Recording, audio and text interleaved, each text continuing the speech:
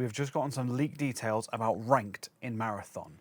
And if these are true, it's going to be huge. Ranked is definitely not the first thing you associate with an extraction shooter, but it is most certainly something that helps keep the endgame alive in plenty of games, especially FPS games. And while we've all been focused on lore, vaults, and visuals, Bungie have quietly been crafting what could be one of the coolest rank systems in an extraction shooter. Firstly, you cannot just walk into ranked on Marathon.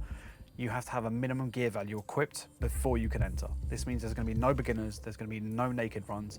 Everyone in that match has a minimum amount of gear that they're willing to risk. This is similar to how we've seen other extraction shooters gate off entire maps. Delta Force did it, and it essentially just makes a higher stakes, higher reward environment. Marathon Ranked also has a second barrier to entry, which is you need to have a holo tag equipped, which assumedly you can purchase through the faction vendors, and this holo tag will drop when you die. So along with the fact you need them to enter and they drop when you die, they are going to have different rarities, and assumedly those rarities will come with different values.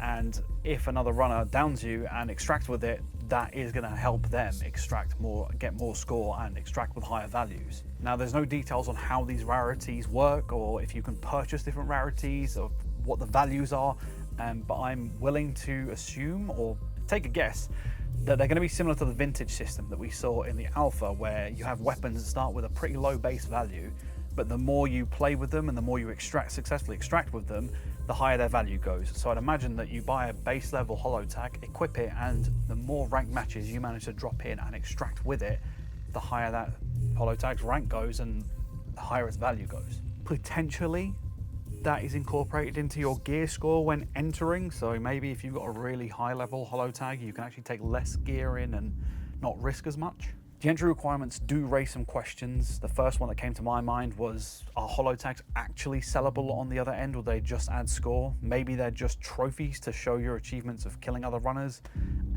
but that would probably fill your inventory eventually. And second to that, if entry requires a holo tag and requires you to have a minimum gear value, does that mean we're not going to see any rooks in ranked matches? The details we've got on progression are pretty basic, but they also just make sense. Everything's going to be based off the value of the things you extract. So there's going to be a minimum bar. If you successfully extract with stuff in your bag that's valued above that, you're going to progress. You're going to make your way from bronze up to pinnacle and master. If you manage to extract but don't quite hit that bar, you're just going to stay as you are. You're not going to lose rank, you're not going to gain rank. And if you unfortunately fail to extract, that's where you're going to start losing rank.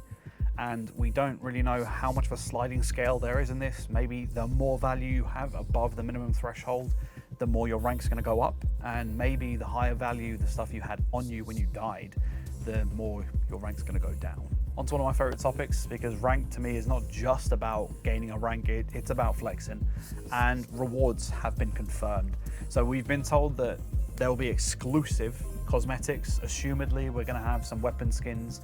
I'd assume that there's going to be stickers, there's going to be weapon charms, and I mean, I assume really high levels, maybe even some runner skins.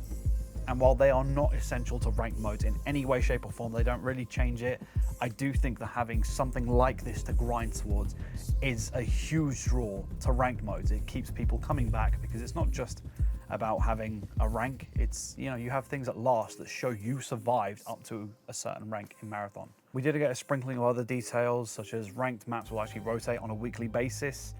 There will also be some maps that you cannot queue solo.